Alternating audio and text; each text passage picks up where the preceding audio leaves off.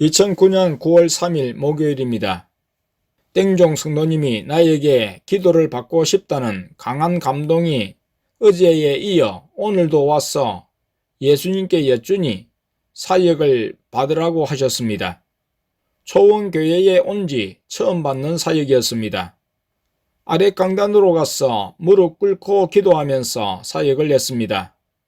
성도님이 감격에 겨운 듯 해서 이성적으로 침착하라고 말했습니다.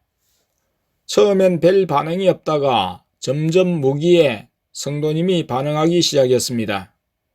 가슴이 덜썩하면서 얼굴이 빨개지도록 기침과 함께 가래를 토했습니다. 토네이도를 외치며 손동작을 할 때 땡순이가 보니 토네이도에 의해 마귀들이 해오리처럼 엉긴다고 했습니다.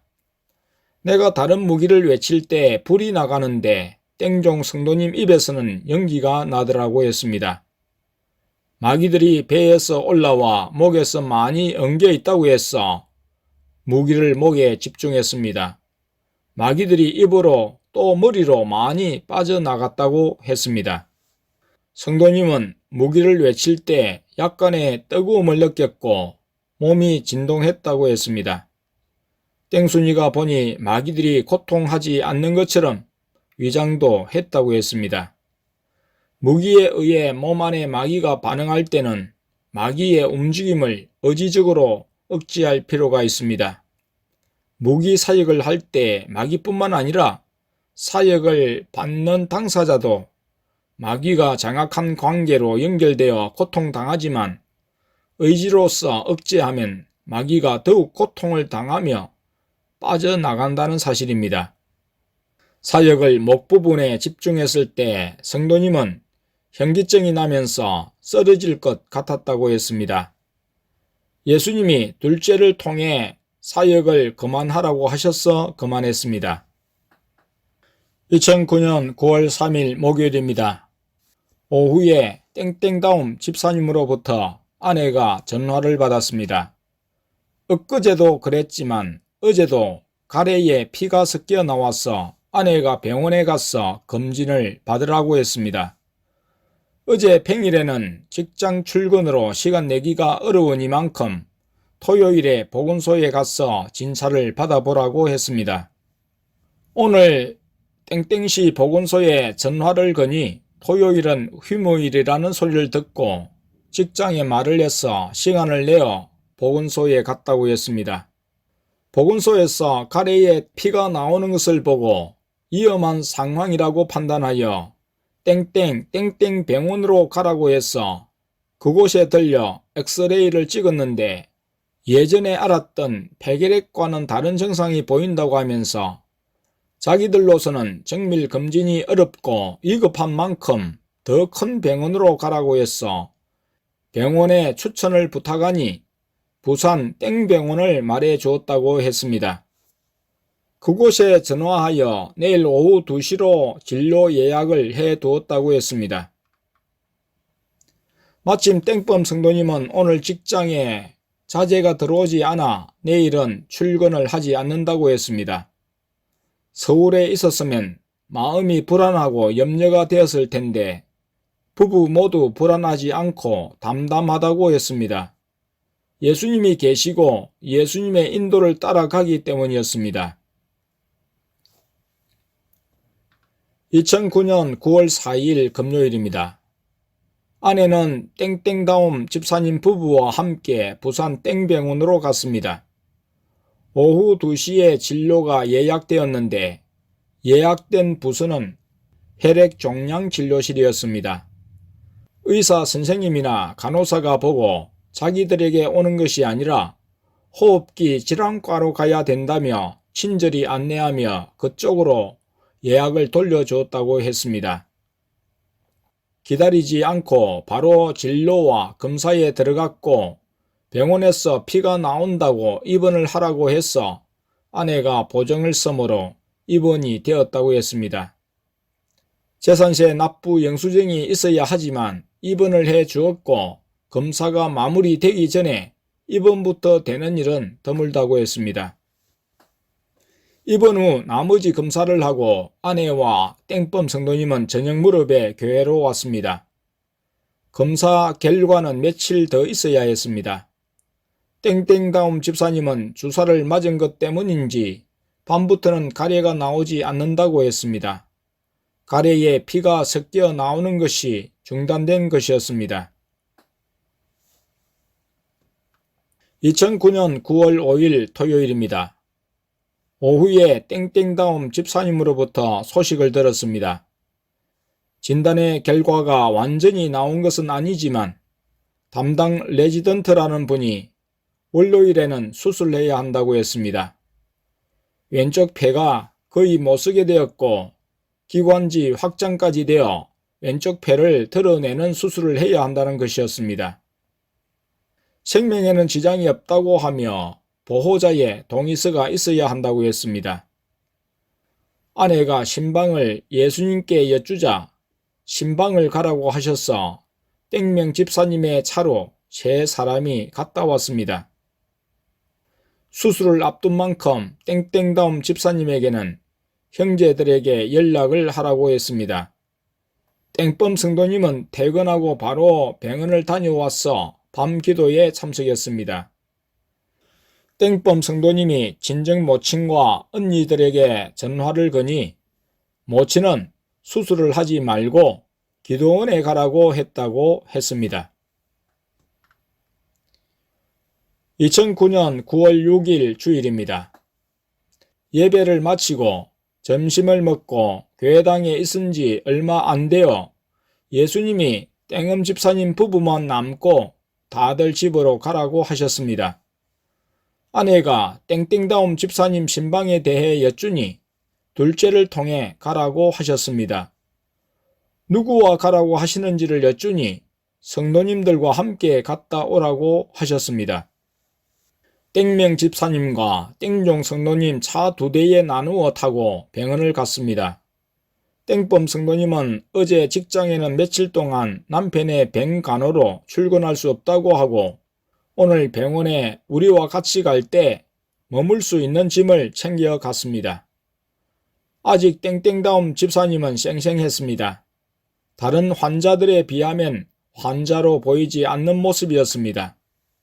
링거를 꽂고 있었는데 링거를 꽂음으로 가래는 조금 나와도 피는 멈추었다고 했습니다. 내일이면 정확한 진단 판독 결과가 나올 것이라고 했습니다. 2009년 9월 7일 월요일입니다. 오전 12시 조금 넘어 병원 소식이 궁금하여 땡범 성도님에게 전화를 했습니다. 담당 의사가 스스로 수술을 결정하기 힘들다고 다른 의사와 상의해서 결정할 것이라고 했다고 했습니다. 내일 되어봐야 알 수 있다는 말을 했다고 했습니다. 폐결핵은 아니고 폐 아래와 위에 출혈이 있어 절제 수술을 해야 출혈이 멈춘다는 이유였습니다. 정확한 병명이나 왜 수술을 해야 하는지 구체적인 설명이 부족한 것 같았습니다. 오후 5시 넘어 땡땡다움 집사님이 전화를 해왔습니다. 담당 의사가 다녀갔는데 한쪽 폐에 대한 절제 수술을 하면 다른 한쪽 폐로 호흡하기는 무리라고 하여 수술을 하지 않는 것으로 결론 내렸다고 했습니다. 다른 폐도 그렇게 좋은 상태가 아니라는 판단 때문이었습니다. 출혈을 멈추는 처방과 함께 무리하게 일하지 말며 운동하지 말라고 했습니다. 담당 의원은 주야로 일하는 직장을 피하고 낮에 일하는 직장을 다니라고 했다고 했습니다. 폐에 출혈이 심하면 피가 한꺼번에 목구멍으로 올라오는 위험한 상황이 발생할 수도 있음을 말했다고 했습니다. 내일은 내과에 들리라고 했다고 했습니다. 수술하지는 않는다고 했고 겉으로는 멀쩡한 집사님이기에 하룻밤 병원에 머물렀던 땡범 성도님은 내일 출근을 위해 지역으로 와서 밤 기도에 참석했습니다. 2009년 9월 8일 화요일입니다. 밤 기도 시간에 대화할 때 땡범 성도님을 통해 집사님의 소식을 들었습니다.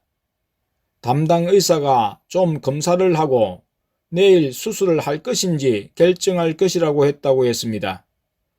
수술을 해도 고침받는다는 보장이 없었습니다. 오히려 수술 이후 심각한 부작용과 위험이 우려되었습니다. 의사들의 분명한 진단과 판명이 부족하고 이견이 있는 상태에서의 수술은 오히려 치명적일 수 있었습니다.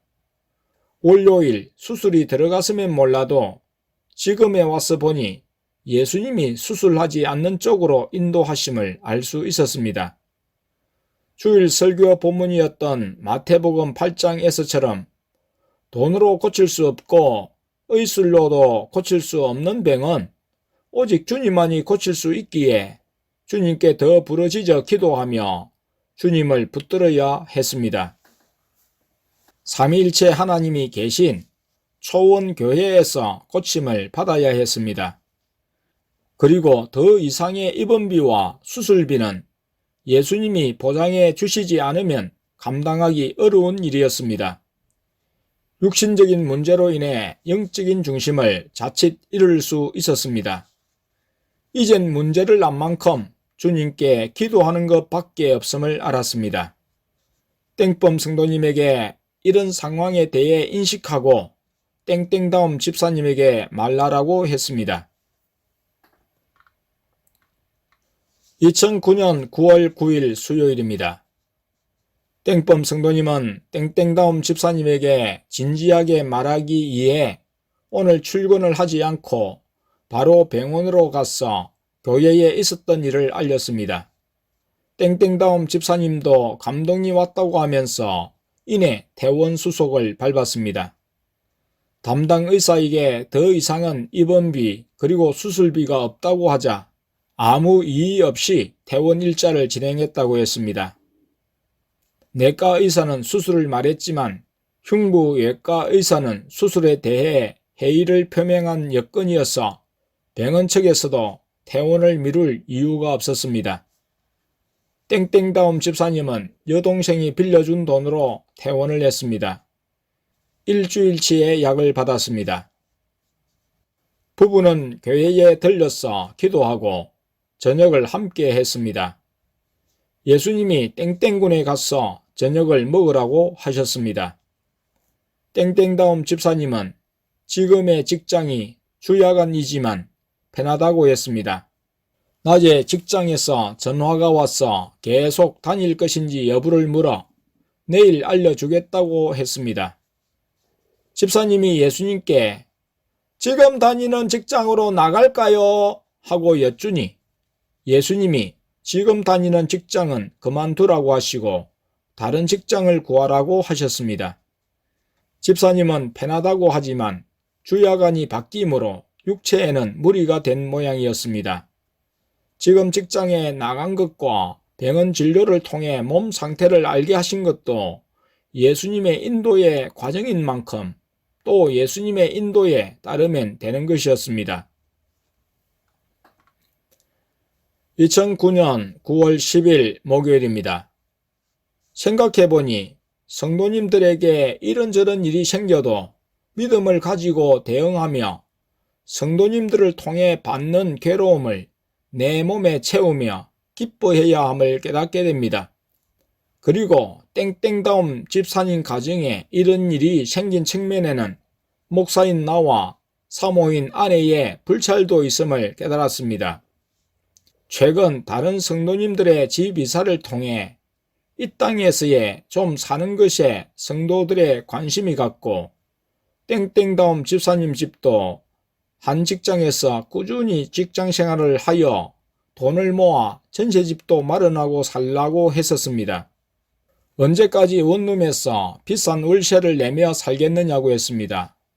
다른 성도님들은 전세로 다 아파트에 사는데 땡땡다움 집사님 가정만 지금 원룸에 살기 때문이었습니다. 그래서 어떤 일이 있어도 직장을 그만두지 말고 두 사람이 돈을 모아 빠른 기일 내에 전셋집이라도 들어가라고 권했었습니다. 그런데 예수님은 우리의 잘못된 생각과 말을 흐트러 버리셨습니다. 가래에 피가 섞여 나오게 하심을 통해 돈을 모으지 못하게 병원비로 쓰게 하셨고, 좋다고 하는 지금 직장에서 일을 계속하지 못하게 하셨습니다. 영적인 것에서 떠나 육신적인 것으로 흐를 때 우리의 생각과 계획대로 살지 못하게 하셨습니다. 적어도 땡땡다움 집사님 가정은 예수님만 붙들고 예수님만 의지하며 하루하루 믿음으로 살 것을 요구하셨습니다. 그만큼 예수님이 사랑하시고 예수님만을 전부로 하고 살아야 하는 땡땡다움 집사님과 땡뻔 성도님 부부였습니다. 세상적인 것이 부족하고 없어도 예수님만 바라고 의지하는 믿음을 가지길 원하셨습니다. 이는 목사인 나와 사모인 아내에 대한 믿음의 훈련이시기도 했습니다. 그리고 다른 성도님들에게도 갱종이 되는 일이었습니다. 이 세상에서 잘 먹고 잘 사는 일이 우리의 목표가 아니라 하루하루 주님을 의지하며 주님의 인도 따라 사는 일이 목표가 되어야 합니다. 세상에 소망을 두지 말고 오직 예수님께만 소망을 두라는 말씀입니다.